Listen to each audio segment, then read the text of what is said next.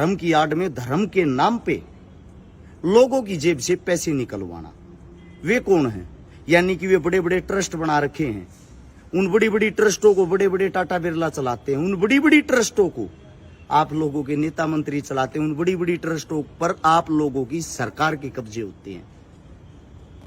सभी साथियों को सत श्री अकाल, राम राम। हाल फिलहाल हम यहाँ आनंदपुर साहिब गुरुद्वारे के दर्शन करके आए हैं।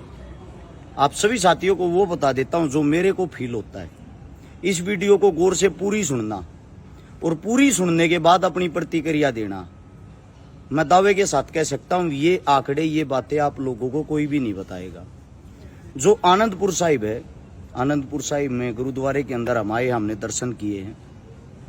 दर्शन करने के बाद महसूस क्या होता है, फील क्या होता है, वो आप लोगों के सामने आज मैं सिख धर्म जो हमारे पंजाबी हैं उनका जो कल्चर है उनके बारे में छोटी बात बता देता हूँ। हिंदुस्तान के अंदर लगभग 45,000 गुरुद्वारे हैं, जिनमें से अकेले पंजाब के अंदर 30,000 गुरुद्वारे हैं। हर गुरुद्वारे के अंदर 24 घंटे लंगर चलता है। आप किसी भी टाइम आकर यहाँ पर गुरु के द्वार में आके खाने की सेवा ले सकते हो। जो अरबपति, करोड़पति, बड़े से बड़े आदमी होंगे वो आपको यहाँ साफ सफाई करते, बर्तन धोते हुए दिखाई देंगे। अब बात आती है आनंदपुर साहिब की, थोड़ी बात कर ले। आनंदपुर साहिब कहाँ है?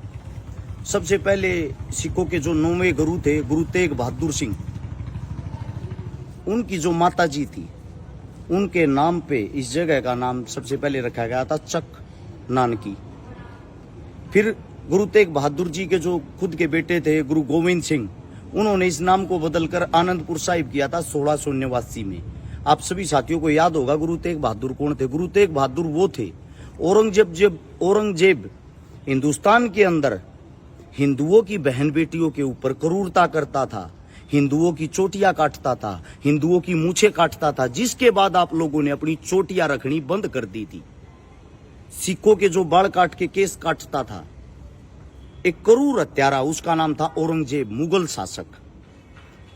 इस चीज की गुरु तेग बहादुर ने जब रोकने की कोशिश की तो इसके ऊपर भी उन्होंने अत्याचार किए। गुरु तेग बहादुर ने हंसते हंसते अपना शीश दान दे दिया, अपना शीश कटवा लिया।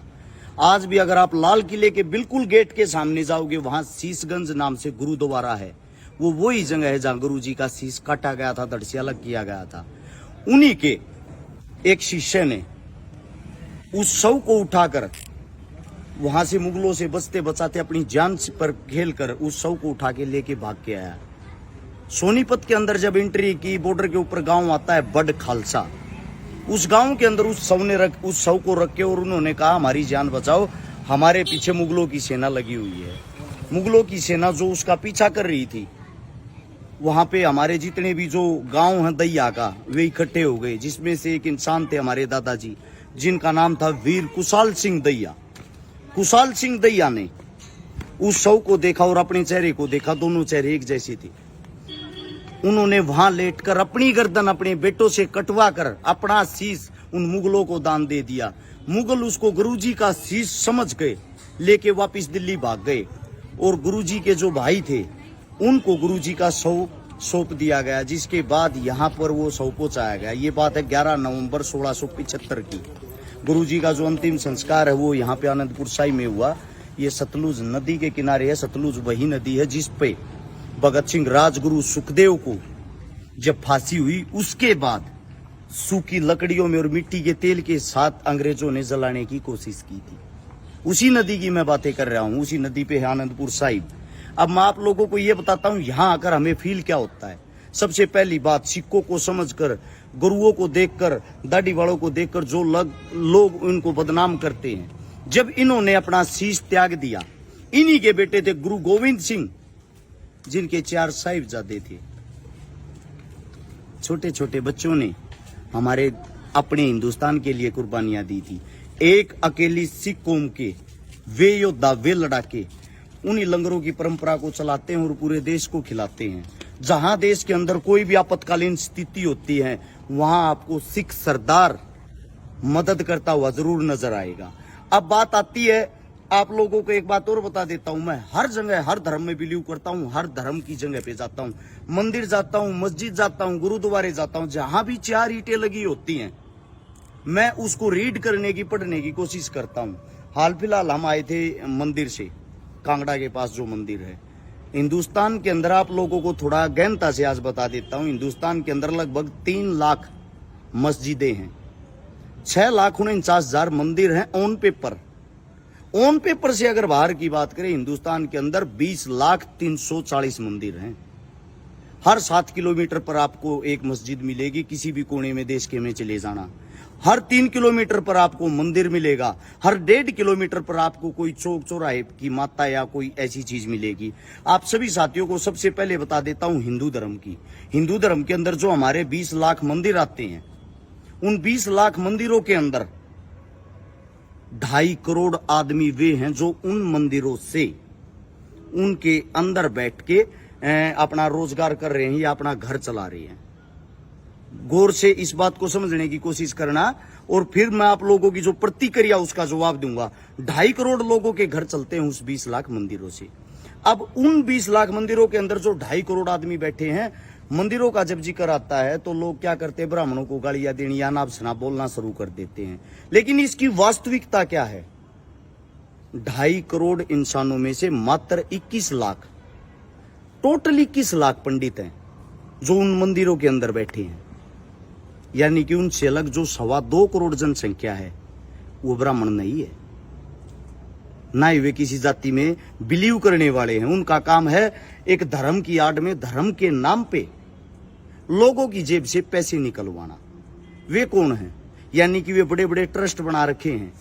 उन बड़ी बड़ी ट्रस्टों को बड़े बड़े टाटा बिरला चलाते हैं। उन बड़ी बड़ी ट्रस्टों को आप लोगों के नेता मंत्री चलाते हैं। उन बड़ी बड़ी ट्रस्टों पर आप लोगों की सरकार के कब्जे होते हैं। मैं आप सभी साथियों को एक और बता देता हूं, इससे अलग 3 लाख जो मस्जिदें हैं, उन 3 लाख मस्जिदों से भी आप लोगों को बता देता हूं, लगभग 3 लाख मस्जिदों से 30,33,000 आदमी वहां पे उनके कारण अपना घर चला रहे हैं, जो उनके अंदर मौलवी का काम करते हैं या मौलवी होते हैं। आप सभी साथियों को बता देता हूं, मस्जिद के अंदर जाओगे, मस्जिद के अंदर जो मौलवी होगा वो अपने धर्म का बहुत पक्का होता है।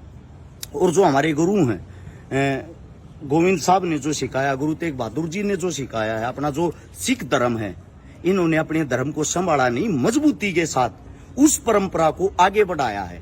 हिंदू धर्म हमारी जनसंख्या ज्यादा बड़ी होने के कारण हम उस धर्म में अंधविश्वासी होते चले गए। मैं अपने धर्म में बहुत ज्यादा बिलीव करता हूँ, उसके साथ साथ दूसरे धर्मों में भी बिलीव करता हूँ, और मैं तीनों धर्मों के अंदर कोई समानताएं या कोई ऊंचा नीचा नहीं बता रहा। मैं आपको वो सच्चाई बता रहा हूँ। जब आप मंदिर के अंदर जाते हो, मंदिर के अंदर अलग अलग मंदिरों में अलग अलग रूल बना रखे हैं।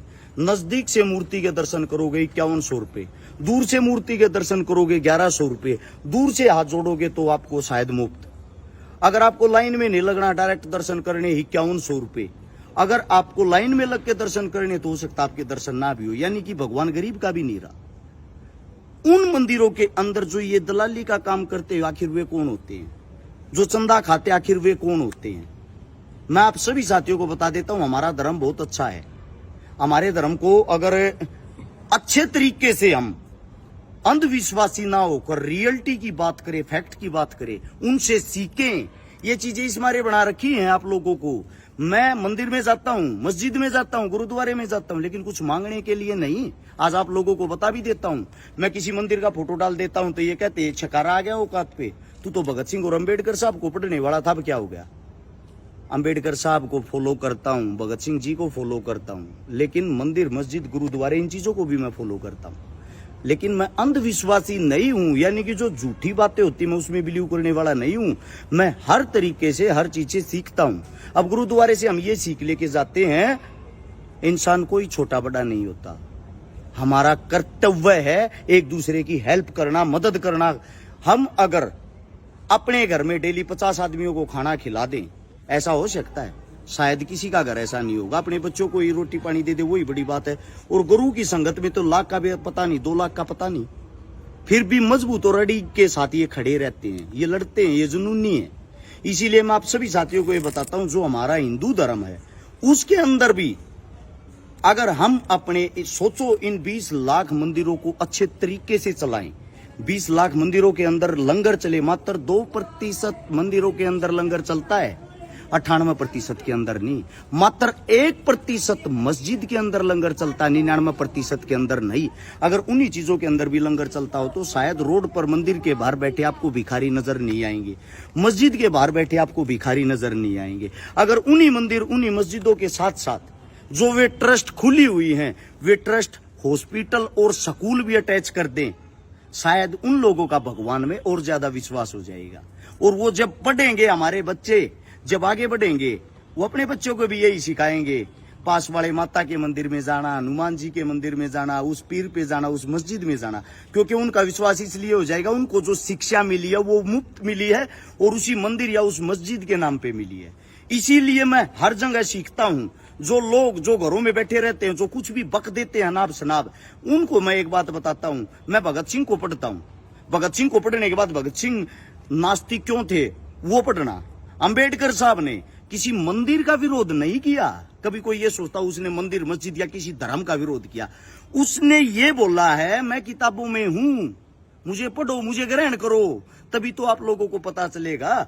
और जो अंबेडकर को चाहने वाले, वो तो अंबेडकर की मूर्ति के सामने भी जोत लगाने लग गए। जोत लगाने से कुछ नहीं होता। मंदिर में जाता हूं लेकिन ये जोत लगाना, ये चीजें मैं इनमें बिलीव नहीं करता, मैं पढ़ता हूं। आपके सामने अगर भगवान शिव है, आपके सामने भगवान हनुमान है, इनका मंदिर बना रखा है, उससे सीख क्या रहे हो? वो किस लिए बनाया है? अब मैं कांगड़ा हिमाचल मंदिर देखने के लिए गया, किस लिए? शिक्षा लेने के लिए, मात्र शिक्षा लेने के लिए, कुछ मांगने के लिए नहीं कि हाथ जोड़कर मैंने ये मांग लिया मेरे को सरकारी नौकरी दो या बड़ा को पद दो या मंत्री एमएलए बना दो या 5-10 करोड़ रुपए दो। वो मेरी मेहनत से मिलेंगे, कहीं माथा टेकने से नहीं।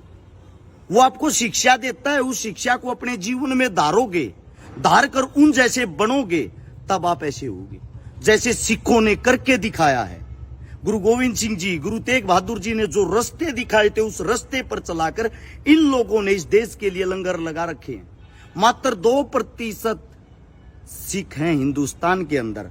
पूरे विश्व के अंदर आपको ये इंसान राज करते नजर आएंगे, और वो भी तब आप लोगों की सरकार ने, आप लोगों के मूर्ख इंसानों ने इनको बदनाम करने की कोशिश की तब। मैं आप सभी साथियों को इतना ही कहूंगा, मेरी जो वीडियो होती है, मैं रियलिटी पर वीडियो बनाता हूं, किसी को पसंद आने ना आने के लिए नहीं कि आप मेरे को लाइक करो, फॉलो करो, मुझे उन चीजों की कोई जरूरत नहीं। मैं आप लोगों को अंधविश्वासी नहीं बनाना चाहता। अगर मैं इस चौक पर आकर यहां झाड़ा लगाने से मेरे सिर का दर्द ठीक हो जाएगा, ये नहीं होगा। उसके लिए मेरे को कोई ना कोई मेडिसिन लेनी पड़ेगी। मेरा पेट खाली है, भगवान के सामने हाथ जोड़ दिया, जी मेरा पेट भर दो, पेट नहीं भर सकता, क्योंकि उसके लिए मुझे खाना खाना पड़ेगा। इसीलिए आपको अपने जीवन में कामयाब होने के लिए मेहनत करनी पड़ेगी। उस मेहनत को आप यहां आकर अच्छे से सीख सकते हो, वे तौर तरीके सीखकर आप अपने जीवन में ढाल सकते हो। यही छोटा सा संदेश आप लोगों के लिए था।